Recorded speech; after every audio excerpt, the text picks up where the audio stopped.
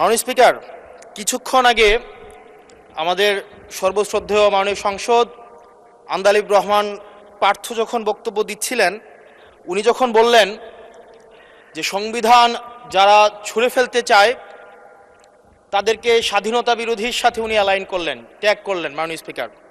এবং তখন ট্রেজারি বেঞ্চের সম্মানিত মাননীয় মন্ত্রী যারা ছিলেন তারা সেটাকে টেবিল চাপড়িয়ে সেটাকে সমর্থন দিলেন। মাননীয় স্পিকার, গণতন্ত্রের জন্য যিনি আপোষহীন লড়াই করে গিয়েছেন বেগম জিয়া, উনি বলেছিলেন যেদিন জনতার সরকার প্রতিষ্ঠিত হবে, যেদিন এই পার্লামেন্ট জনতার সরকারের কাছে যাবে, এদিন এই সংবিধানকে ছুঁড়ে ফেলা হবে। ট্রেজারি বেঞ্চের যে মন্ত্রীরা ছিলেন তারা দীর্ঘদিন, তাদের সারা জীবন তারা বেগম জিয়ার সাথে রাজনীতি করেছেন।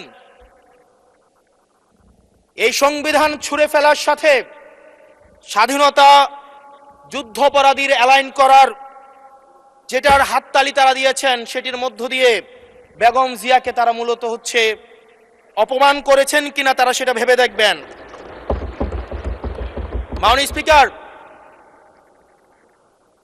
আমি বক্তব্য দেওয়ার জন্য অনেক কিছু রেডি করে নিয়ে এসেছিলাম।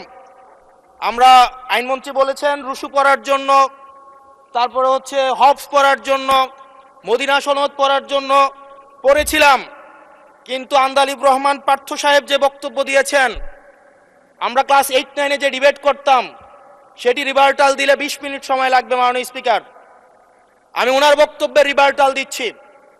উনি বলেছেন যে আমি কোট করছি, উনি বলেছেন ৭২-এর সংবিধানের কিছু কিছু বিষয়কে ওনারা সম্মান দিয়েছেন। তার মানে কিছু কিছু বিষয়কে ওনারা সম্মান দেয় নাই।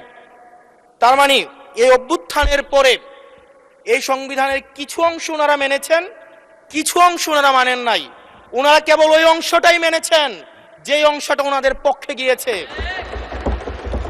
যে অংশটা ওনাদের বিপক্ষে গিয়েছে এই অংশটা ওনারা মানেন নাই।